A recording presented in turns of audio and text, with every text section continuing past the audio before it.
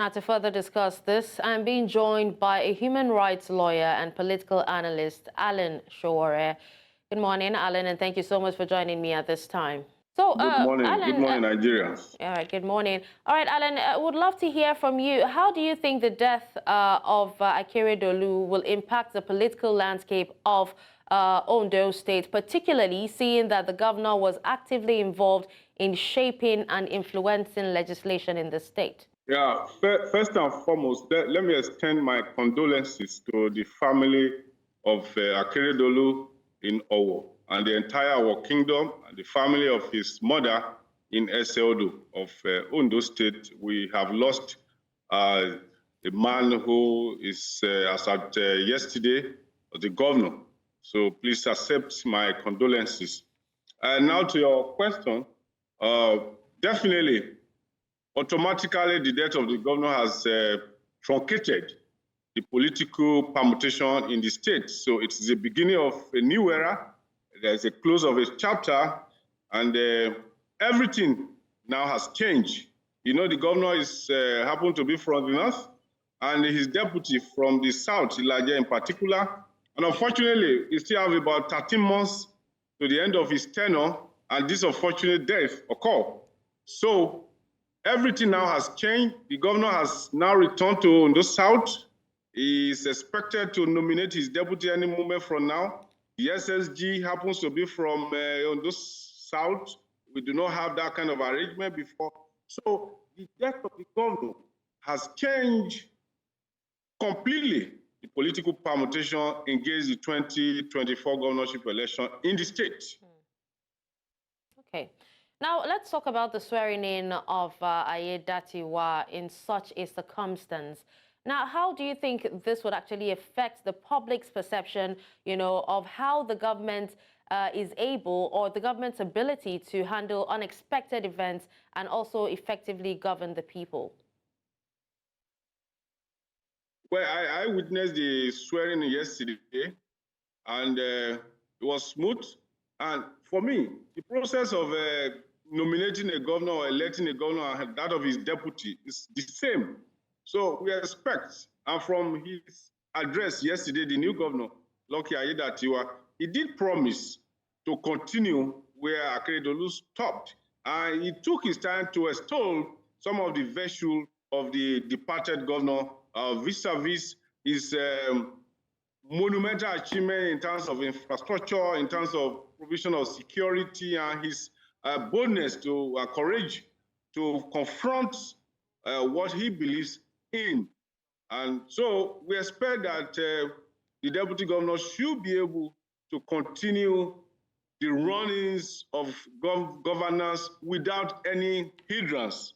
And that is a presumption for now.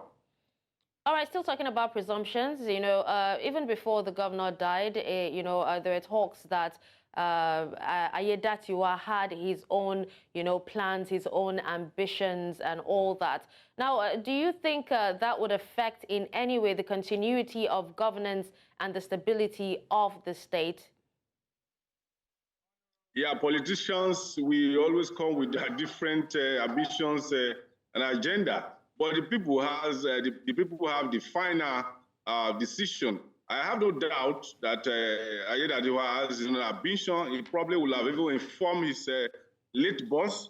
And I know quite some members of the State Executive Council who are equally been posting their posters and expressing their willingness to step in as governor. But that has all changed. Since yesterday now, we have seen like 4 political appointees tuning in their resignation. That is another ball game.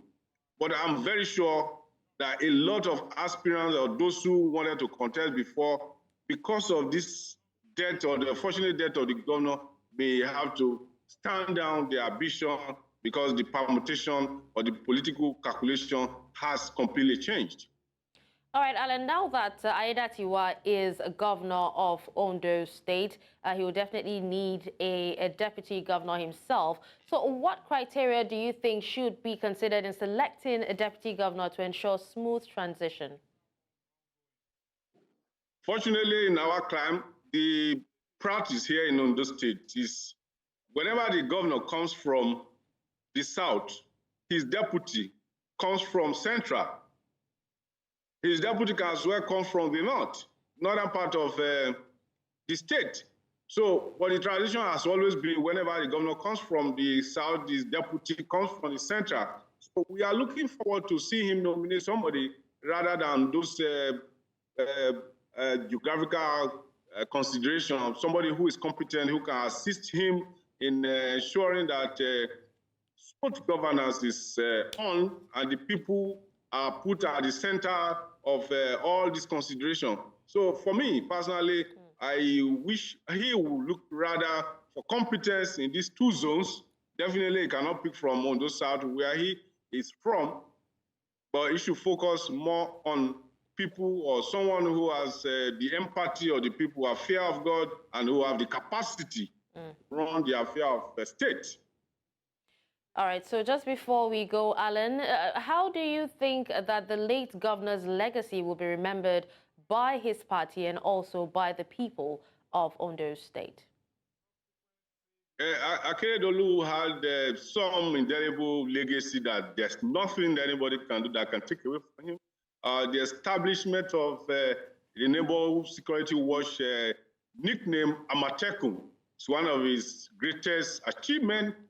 His attainment of chairman or president of the Nigeria Bar Association, his emergence as governor of Ondo State for close to 7 years. And in terms of infrastructure, he has equally put some indelible infrastructure in place that, if well maintained, his name will be, the story of the state may not be completed without mentioning his name. And more importantly, his contribution to some of the national discourse. We stand for a very long time when you want to put together the story or Nigeria as a country.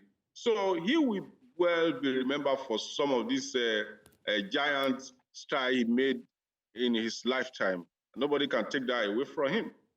All right. Well, thank you so much, Alan Sowore, for joining me at this time and also speaking on this. Thank you for having me.